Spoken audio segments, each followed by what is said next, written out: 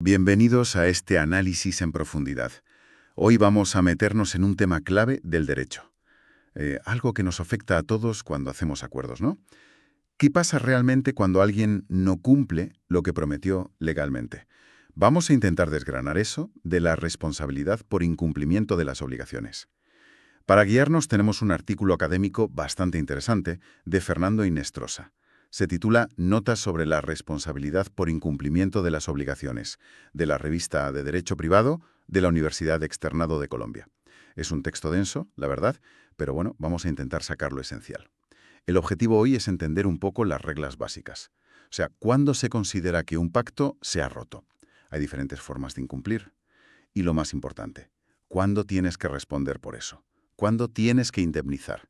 Básicamente, cómo funciona esto cuando una promesa legal, pues, se quiebra. Exacto. Vamos a ver que una obligación tiene como dos partes, ¿no? Por un lado, lo que debes hacer, el deber inicial, y por otro, ¿qué pasa si no lo haces? Las consecuencias. Y veremos que si esa obligación viene de un contrato, que es lo más normal, las reglas pueden variar un poco. Es un puzzle, ¿eh? Interesante. Vale, pues empecemos por el principio. El artículo distingue dos momentos o dos caras de una obligación. Primero, el débito. Suena un poco técnico, ¿qué es exactamente? Pues es simplemente lo que la persona, el deudor, se comprometió a hacer o a dar. Nada más. Al principio, la otra parte, el acreedor, confía en que va a cumplir. Por las buenas, ¿no? Por pundonor, por la presión social, lo que sea. Confianza inicial, vale. Pero, y esto es clave, desde el minuto 1 también está la otra cara, la responsabilidad. Es como una red de seguridad legal que tiene el acreedor. Si el deudor no cumple voluntariamente, pues el acreedor tiene poder para actuar legalmente. ¿Y qué puede hacer? Puede ir a un juez y pedir, o bien que se cumpla exactamente lo pactado, si todavía se puede y le interesa. Eso se llama cumplimiento in natura. Ajá. O bien puede pedir una compensación en dinero, un equivalente. Eso es la estimatio pecunia.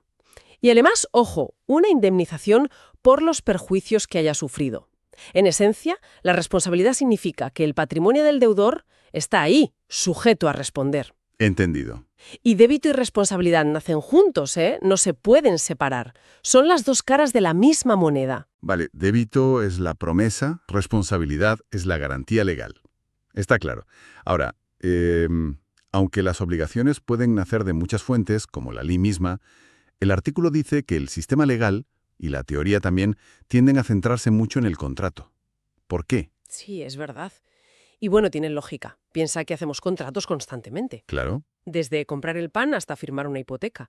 Es el terreno principal donde ejercemos nuestra libertad para pactar cosas, la autonomía privada que llaman.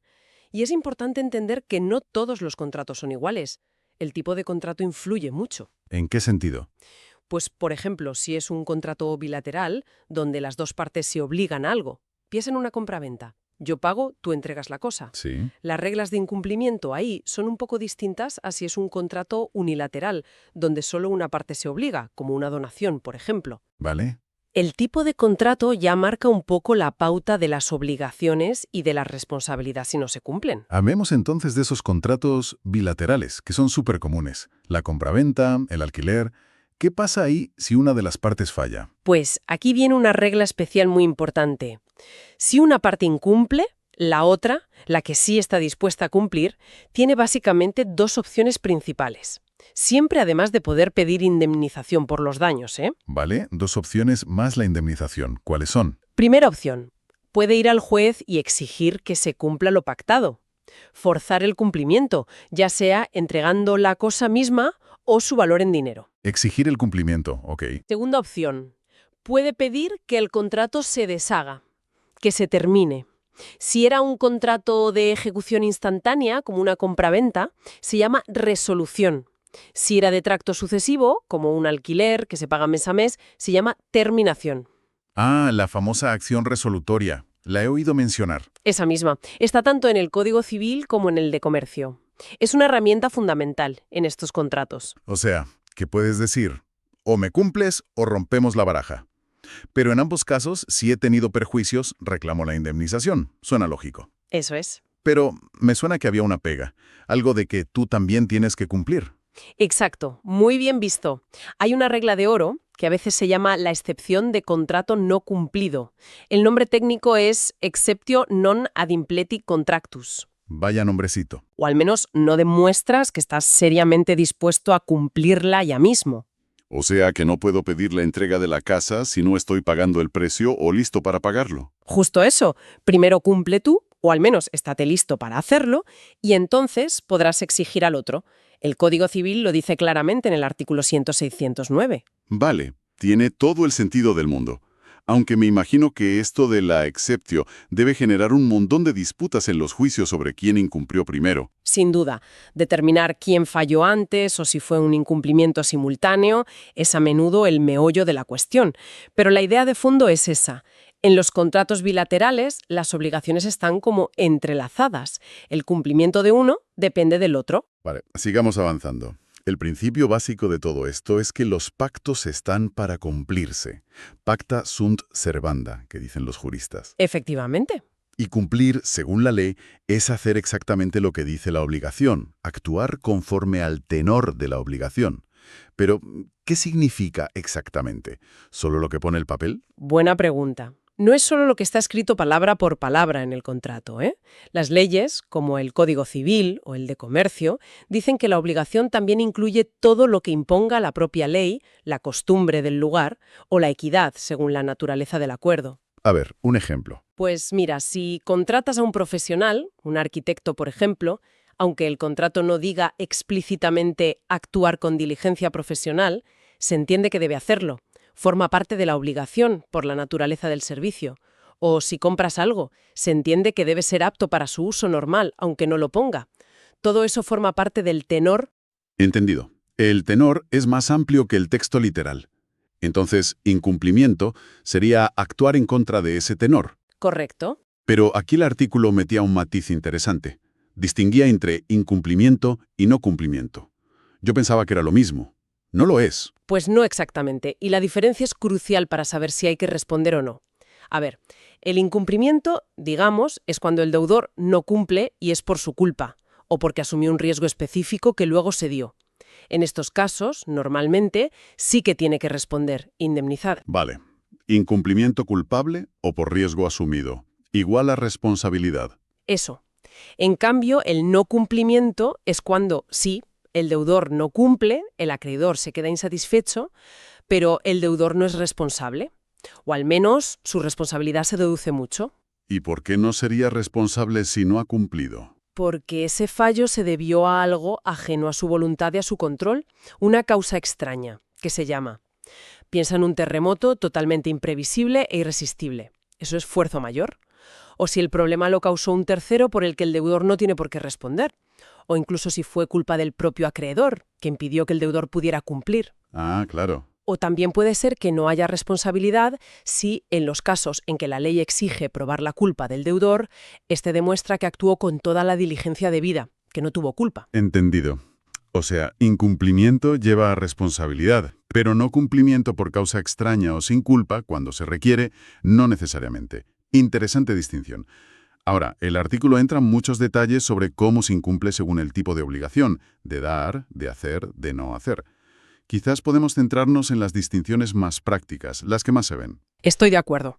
Yo creo que la distinción que más juego da en la práctica y que el artículo menciona es la de obligaciones de medios frente a obligaciones de resultado. De medios y de resultado. ¿Qué diferencia hay? Pues mira, en las de medios, el deudor se compromete a poner todo su empeño, su diligencia, su saber hacer para intentar conseguir un fin. Pero ojo, no garantiza el resultado final. Como un médico. Exacto. El ejemplo clásico. El médico debe tratar al paciente con la mejor ciencia y cuidado posible, pero no puede garantizar la curación al 100%. Sería imposible. O el abogado, que debe defender el caso con toda la diligencia, pero no puede asegurar la victoria en el juicio. Vale. ¿Y si el resultado no se consigue, el paciente no se cura o se pierde el juicio? ¿Cómo sabe el acreedor, el cliente, si hubo incumplimiento por parte del médico o del abogado? Pues ahí está la dificultad para el acreedor. Tiene que probar que el deudor, el profesional, no fue diligente, que no actuó como un buen profesional de su campo lo habría hecho en esas circunstancias. La carga de la prueba recae sobre el que reclama. Es complicado. Ya veo. ¿Y las de resultado? Las de resultado, el deudor se compromete a entregar un logro concreto, un resultado específico y tangible. Por ejemplo, el constructor que se compromete a entregar una casa terminada en una fecha determinada. O la empresa de transportes que se obliga a llevar un paquete de A a B. El resultado es claro. Y si no se logra ese resultado, si la casa no está lista o el paquete no llega, ¿qué pasa? Se presume que el deudor incumplió. Exacto. Ahí la situación probatoria cambia. Si el resultado prometido no se consigue, la ley presume que hubo incumplimiento por parte del deudor. Y entonces es el deudor quien tiene que defenderse. Tiene que probar o bien que sí cumplió, quizás el resultado se logró pero el acreedor no lo reconoce, que es raro, o, lo que es más común, tiene que probar que no pudo lograr el resultado por una causa extraña. Volvemos a la causa extraña. Sí, tendría que demostrar que hubo, por ejemplo, fuerza mayor, un hecho de un tercero imprevisible o culpa del acreedor, que rompieron el nexo causal entre su actuación y la falta de resultado. Esta distinción medios de resultado parece súper importante en la práctica. Cambia totalmente quién tiene que probar qué. Totalmente. Es una de las distinciones clave. ¿Y hay algún nivel de obligación todavía más estricto que el de resultado? Sí, a veces se habla de un subtipo más intenso, las obligaciones de garantía. Aquí el deudor va un paso más allá. No solo promete un resultado, sino que asume expresamente ciertos riesgos específicos, bien porque lo dice la ley o porque se pactó así. Un ejemplo. Pues mira, el Código de Comercio dice que el transportista de personas tiene la obligación de llevarlas sanas y salvas a destino. Asume muchos de los riesgos del viaje. Claro. O piensa en la garantía que da el vendedor sobre los defectos ocultos de la cosa que vende. Si aparece un defecto oculto grave, el vendedor responde aunque él no lo conociera. Está garantizando esa calidad. Vale, entiendo. O sea que el nivel de exigencia puede variar mucho según lo que se haya pactado o lo que diga la ley para cada tipo de obligación. ¿Qué otras formas de incumplir menciona el artículo? Hablaste antes del tiempo. Sí, el tiempo es fundamental, sobre todo en las obligaciones de dar algo o de hacer algo. El retraso, si es culpable, se llama mora. La mora del deudor. Eso es. A veces basta con que llegue el día pactado y no se haya cumplido para que el deudor entre en mora automáticamente. Se dice dies interpellat pro homine. El día interpela por el hombre. ¿No hace falta avisar? No.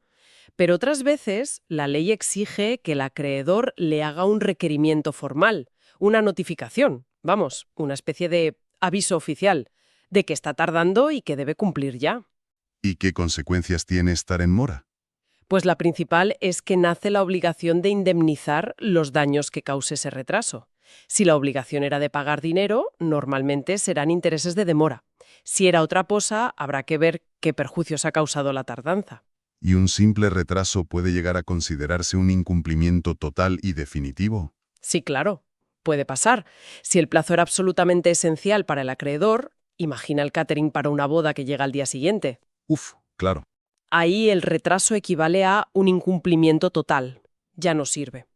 También si, por el retraso, el deudor ya no puede cumplir, por ejemplo, la cosa que tenía que entregar se destruye mientras estaba en mora, o si el deudor directamente dice que no va a cumplir.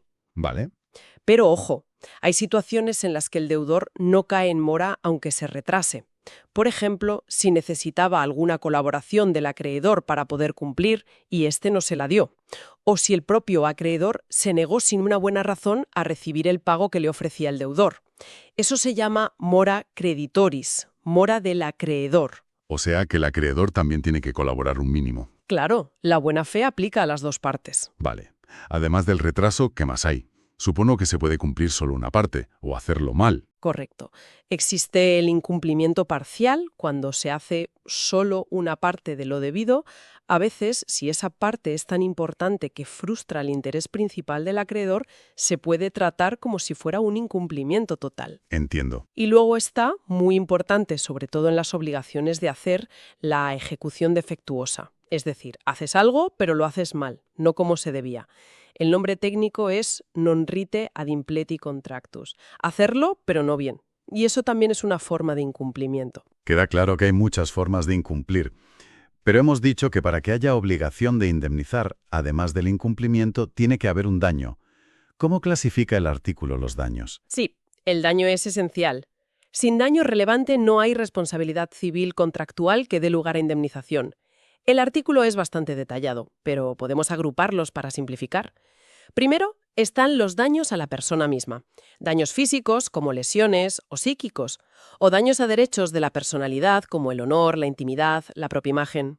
¿El daño moral entra aquí? Sí, el daño moral puro, que es el sufrimiento, la pena, la angustia, el pesar que causa el incumplimiento, entraría en esta categoría de daño a la persona, daño no patrimonial. Vale, daños a la persona, incluido el moral. ¿Qué más? Luego están los daños puramente económicos o patrimoniales.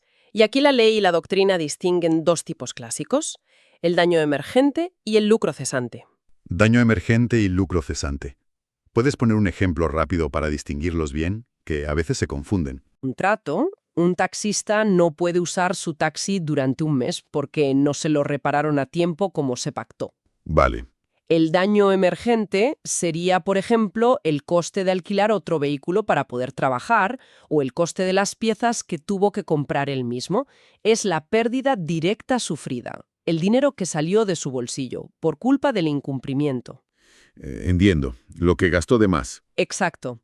Y el lucro cesante sería la ganancia que dejó de obtener durante ese mes por no tener su taxi operativo, el dinero que habitualmente habría ganado con las carreras y que no pudo ganar.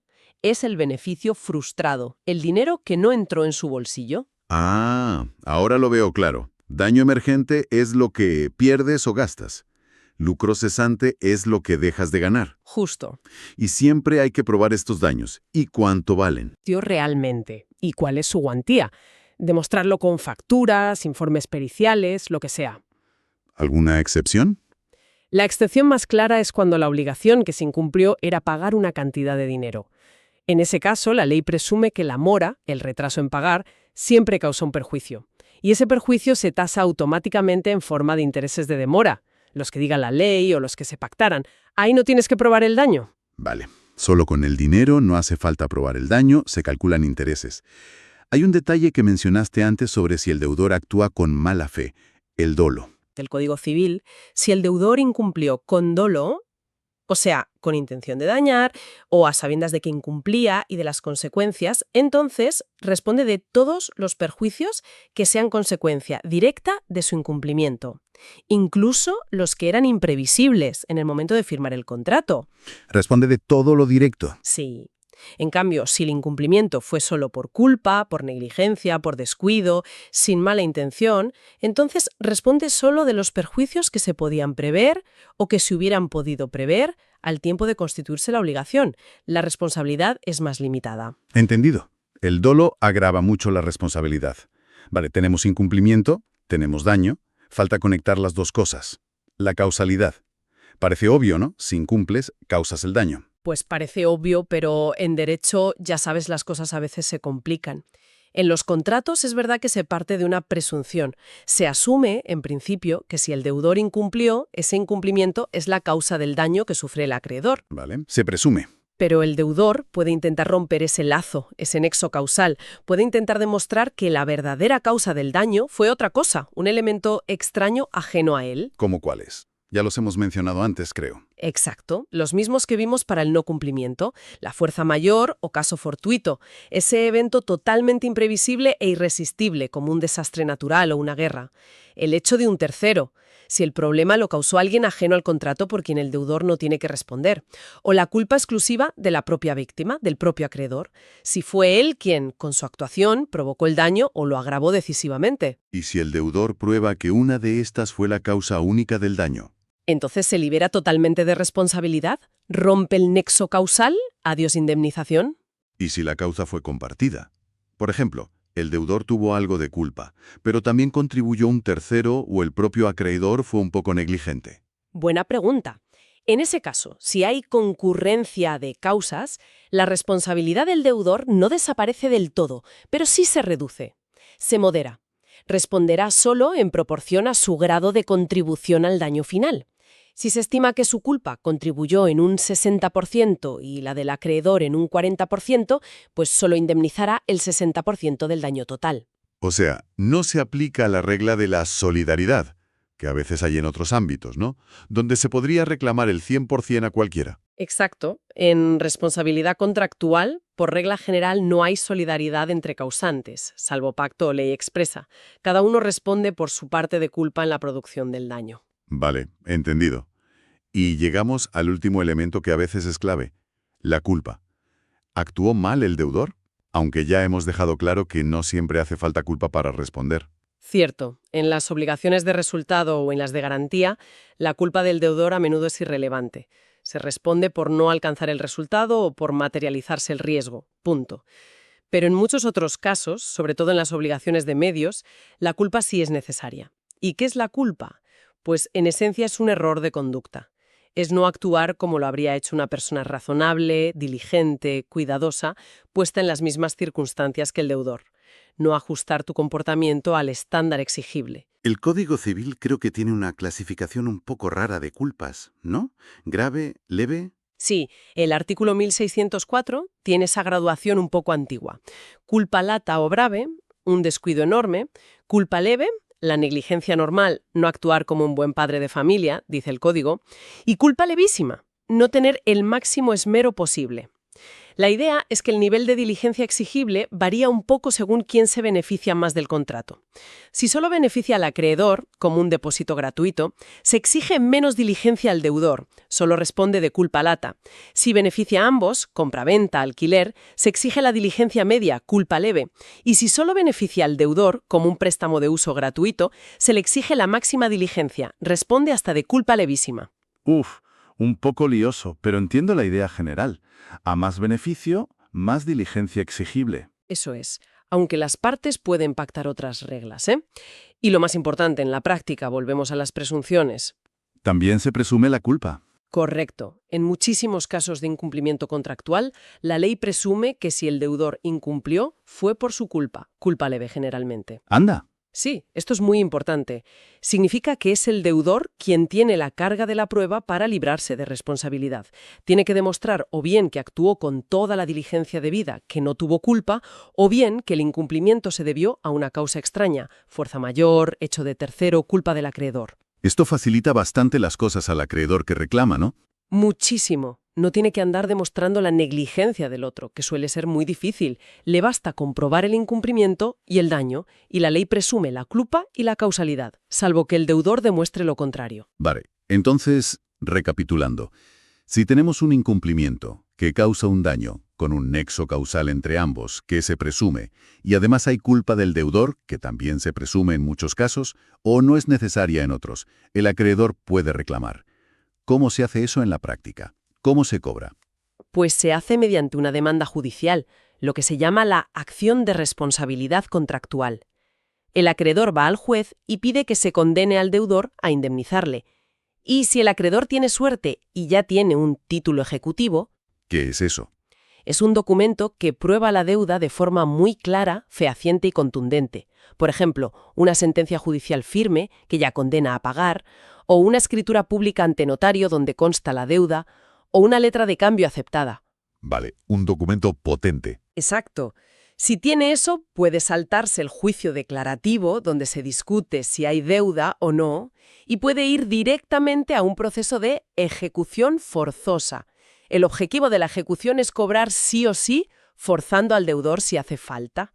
¿Y qué puede pedir exactamente en esa ejecución forzosa? Pues puede pedir varias cosas, según lo que se incumplió.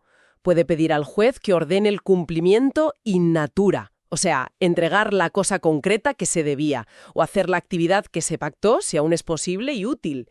Si eso ya no es posible, o el acreedor prefiere el dinero, puede pedir el equivalente pecuniario, la estimatio. Y, por supuesto, en ambos casos, puede pedir que se le pague la indemnización por los daños y perjuicios sufridos.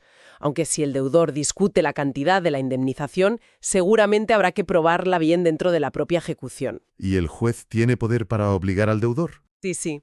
El juez tiene herramientas para forzar el cumplimiento. Puede ordenar el embargo de los bienes del deudor, cuentas bancarias, inmuebles, vehículos, sacarlos a subasta pública para obtener dinero y pagar al acreedor. Puede incluso ordenar que un funcionario firme un documento en nombre del deudor si éste se niega. La idea fundamental es que el deudor responde del cumplimiento de sus obligaciones con todos sus bienes presentes y futuros. Es la llamada responsabilidad patrimonial universal, salvo algunos bienes básicos que son inembargables, claro. Vaya, ha sido un recorrido intenso pero muy clarificador por las reglas del juego del incumplimiento. Queda claro que una obligación legal no es una broma. Implica un deber, el débito, pero también lleva aparejada una garantía de respaldo muy seria, la responsabilidad. Y si se rompe la promesa, si hay incumplimiento, esa garantía se puede activar si causa un daño real, si hay un vínculo causal, que a menudo se presume, y en muchos casos, si hubo culpa del deudor, o si éste no puede probar que no la hubo o que medió una causa extraña. El análisis de Ginestrosa que hemos seguido nos muestra que no es un tema simple, para nada. Está lleno de matices según qué se prometió, cómo era el contrato, qué hizo o dejó de hacer el deudor y qué tipo de daño se produjo al final. Exacto. Es un entramado complejo, pero lógico. Y si me permites una reflexión final, algo que quizás el artículo no explora tan a fondo, pero que me parece interesante para pensar, Adelante. incumple. Es el foco principal, lógicamente. Pero, ¿qué pasa con el acreedor? Más allá de lo obvio, como no poner trabas al cumplimiento o no negarse a recibir el pago sin motivo, la mora creditoris, ¿hasta qué punto las reglas actuales incentivan o incluso exigen que el acreedor, una vez que sabe que el otro ha incumplido, actúe de buena fe para intentar minimizar los daños que está sufriendo? ¿Te refieres a que no se quede de brazos cruzados viendo cómo el daño aumenta? Exacto. A veces se discute en otros sistemas legales sobre si debería existir un deber más claro del acreedor de mitigar sus propias pérdidas. Por ejemplo, si te incumplen un contrato de suministro, debes buscar razonablemente otro proveedor o puedes esperar indefinidamente y reclamar todo el lucro cesante. Es una buena pregunta. Quizás el futuro del derecho de obligaciones vaya por ahí, por buscar un mayor equilibrio, exigiendo una colaboración más activa y de buena fe por parte de ambas partes, no solo antes de que surja el problema, sino también después, para gestionar las consecuencias del incumplimiento de la forma menos dañosa posible para todos. Es una puerta que yo creo queda abierta a debate y evolución.